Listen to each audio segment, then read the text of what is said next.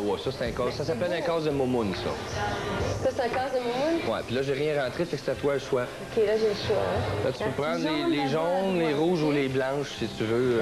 Petit jaune là-bas, à droite. Ouais, elle passe pas, mais en tout cas, tu peux essayer, tu sais. Raté. Où est-ce que tu aimes jouer? Sur ces tables-là. Dans quels endroits, t'aimes? J'ai au Grand Café, il y a une table correcte.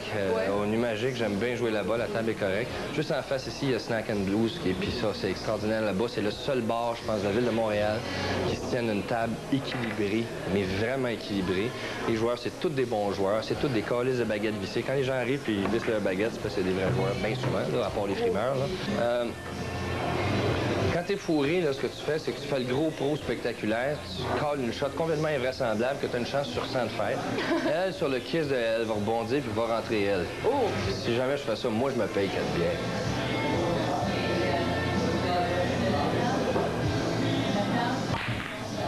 Tabarnak! 4 bières!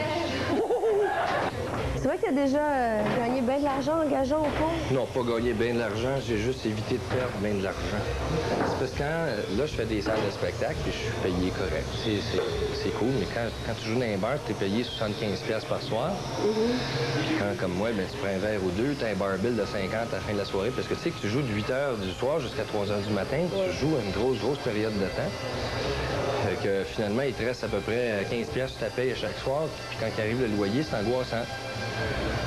Fait que généralement, j'allais repogner un petit peu d'argent sur la table de poule. Là. Mais là, je pourrais plus le refaire. Combien tu gageais?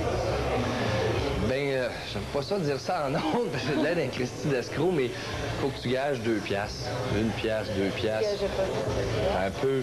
C'est quand ça commence à pogner. OK. Puis tu fais semblant de perdre un petit peu au début. Puis là, l'autre monte. Puis la monnaie, quand il est rendu à 50, là, tu vas le chercher une fois. Là, il est en tabarnak, il veut recommencer, tu vas le chercher une autre fois, tu as fait 100, t'es correct. Là, tu as refait ta soirée, fait que finalement, tu as fait 115$. C'est un requin? Au pool, il n'y a pas de pitié. Le show business, tu penses que c'est dur, c'est facile.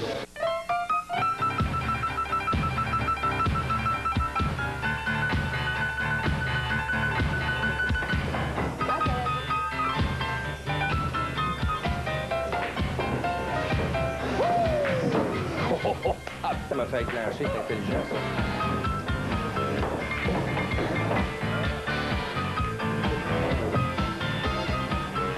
La coach, je suis même macho, je me pense bien bon, je me fais fourrer, ben maudite merde, puis je donnais des cours d'arnaque tantôt.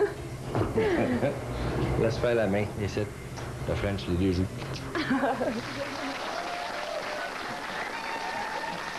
C'est vraiment très bon. Je me dis des chances, hein. Ouais. Qu'est-ce qu'elle dit, ta mère? Je te donnerai pas encore de cours de requin, en tout cas, celui-là, c'est correct. J'apprends vite? Ouais. Qu'est-ce qu'elle dit, ta mère, quand tu sacs à TV? Là, je sacré à maudit, là. Tu veux? J'avais maudit. Mais c'est parce que faut dire à tout le monde que ça, c'est un petit montage, ça prend 1h30, puis après ça, ils gardent juste les shots de elle quand elle rentre ses boules, les miennes quand j'y rate, puis à part de ça, mes sacres. Mais j'ai peut-être sacré 5 fois en 1 heure, puis là, ils sont toutes là en 1 minute. C'est impressionnant, même moi, ça m'impressionne. Oui, c'est ça. Mais j'ai entendu des fois, toi, ça te dérange pas. Non, mais ça dérange pas beaucoup de gens. Il y a une couple de pets secs qui trouvent que c'est très, très grave, mais moi, je trouve pas. Je dis pas de méchanceté, c'est juste que je m'exprime un petit peu plus quand je chatte des fois, puis c'est comme des accents circonflexes un petit peu sur mes phrases. Puis d'autres fois, quand j'ai un blanc de mémoire, c'est un peu comme je schtroumpf, tu sais, ça fait quelque chose. Mais c'est pas pour être méchant ou violent, quoi que ce soit. C'est juste, je m'exprime un petit peu comme ça, puis je fais pas vraiment exprès. Des fois, ça m'échappe un peu, c'est ça que je te dis. On t'aime comme ça, tu sais. Ben, t'es bien. Dans le reportage, tu me disais, tu trouves ça difficile, le show business, c'est facile, le pool, c'est difficile. Mais je suis certaine que tu n'as pas toujours trouvé ça facile l'année dernière. Tu sais, je t'ai vu être invité dans des émissions, commenter l'actualité. Tu étais impliqué dans le référendum aussi, dans le camp du non, tout ça. Tu n'as pas dû trouver ça facile tout le temps, hein? Ouais, c'est moins dur une job dure qu'une job plate, en tout cas. Puis j'ai vraiment pas une job plate. C'est pas dur, ça a juste été qu'à un moment donné, c'est un métier comme ça où tu fous rien pendant 1 an, puis à un moment donné, c'est le beat de fou pendant 1 an. Faut que tu répondes à ça. Puis effectivement, faut que tu trouves ton propre équilibre là-dedans. Il y a eu un moment donné où, comme effectivement, je me suis aperçu que j'étais plus là parce que c'était juste un petit peu trop. Mais je pense qu'on peut travailler 4 fois plus fort, à condition que tu te reposes 4 fois plus fort aussi. Je descendrai dans le sud de temps en temps, c'est tout, puis je me reposerai. Puis sur la balance, par exemple, je trouve ça bien motivant. J'ai plein d'idées, j'ai plein de nouveaux projets. Puis j'ai beaucoup plus d'idées que si tu m'avais attrapé il y a 2 ans, par exemple, où est-ce que ça bougeait moins dans ma vie, c'était un peu plus mou, j'avais moins de tunes dans la tête. Là, j'ai des musiques de films, j'ai des symphonies, j'ai des bebelles, j'ai envie d'écrire 12 millions de bebelles. Puis moi, c'est très excitant vivre comme ça. Fait que le fait d'être fatigué un petit peu, c'est pas plus grave que ça. Et le fait que les gens exigent de toi, te demandent de commenter, te demandent ton opinion. J'ai eu de la misère à apprendre à dire non. J'ai encore de la misère, mais je l'ai un petit peu plus. C'est des affaires que je dis non, tu sais. Mais c'est vraiment un refuge, je m'appelle, puis ils veulent une petite bebelle de plus, tu peux pas dire non. Si à un moment donné, il y a une autre cause, t'appelles, mais tu peux pas vraiment dire non non plus. À un moment donné, un petit garçon qui monte une soirée de poésie dans une école, t'appelles, t'as bien de la misère à dire non, tu vas aussi. C'est bon, il y a des choses comme ça. Mais j'ai appris à dire non aussi. Des commerciaux qui m'appellent, ça me tente pas de mettre une camisole pour vendre du savon. Je pense bien. Ce qui fait que, Nelson Mainville s'est fait demander sa tourne des bras de Satan pour une compagnie de déodorants. À un moment donné, il faut dire non. Ouais. Dan, on prend une question du public. Oui. Bonjour. Salut, moi c'est Martine. Allô? Allô? Je sais que tu es bien sensible pour le refuge des jeunes. Puis j'aimerais savoir c'est quoi qui t'a sensibilisé à cette cause-là, au juste?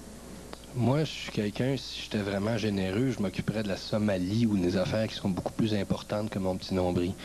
Mais pour être efficace puis faire un résultat, parce que c'est bien beau quand tu es connu prendre bien des causes, mais il faut que tu amènes un résultat à la place précise. Il fallait que ce soit une place qui me touche personnellement.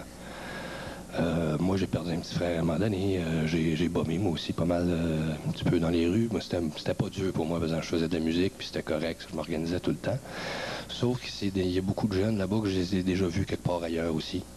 Alors, c'était quelque chose que, moi, c'était personnel, puis que je pouvais faire avec mes tripes, puis que je pensais que ça pouvait donner des résultats. Ça donnait des petits résultats. Ça n'a pas changé le monde, mais ça donnait des petites affaires. Fait que je suis bien là-bas. Idéalement, j'aimerais ça rester 20-25 ans là-bas. J'aime bien ça, moi. Ça répond à ta question? Oui, merci. C'est correct? On a Benoît au bout du fil. Bonjour, Benoît. Oui, moi, Dan Bigra, je trouve que tu es un bon pianiste. Mais peux-tu me dire, est-ce que tu joues d'autres instruments, toi? Je joue, mais très mal. C'est parce qu'aussitôt que je pogne un instrument, j'aime ça le tripoter généralement. Fait que dans mon show, si tu me vois avec mon band, je joue du sax, un petit peu de guitare. J'ai été drummer 4 ans, j'ai commencé comme ça. J'ai été bassiste aussi. Fait que je tripote un peu de tout, mais c'est pas ben bon. C'est juste pour faire une petite bebelle à un moment donné. Mon principal instrument, c'est le piano. Le deuxième, c'est la voix, puis le troisième, c'est la composition. C'est pas mal ça. Je te félicite encore, puis passe une bonne soirée. Toi avec, merci. Salut! Merci, Benoît. On a des photos à vous montrer. Des photos de Dan Bigra. Quel âge t'avais, là? J'étais bien beau, cet âge-là. Quel âge ça s'est gâché? Quel âge t'avais? J'avais 12 ans, 13 ans peut-être. Je pense que j'avais 12 ans à ce moment-là. Ouais. Quelle sorte d'enfant t'étais? Pas supportable, j'avais pas d'allure, ben.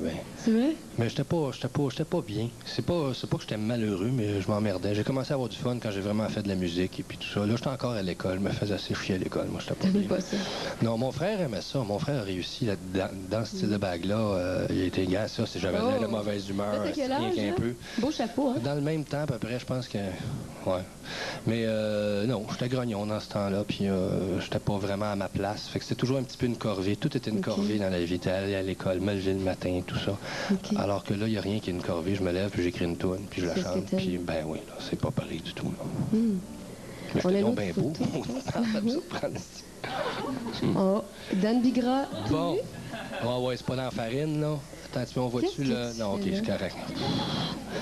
Ça, non, c'est parce que mon frère, quand il a acheté la maison, il y avait un jacuzzi dans la cour en arrière. Bon, il dit, si je l'aurais pas acheté, le jacuzzi comme ça, mais c'était avec la maison, je l'ai acheté.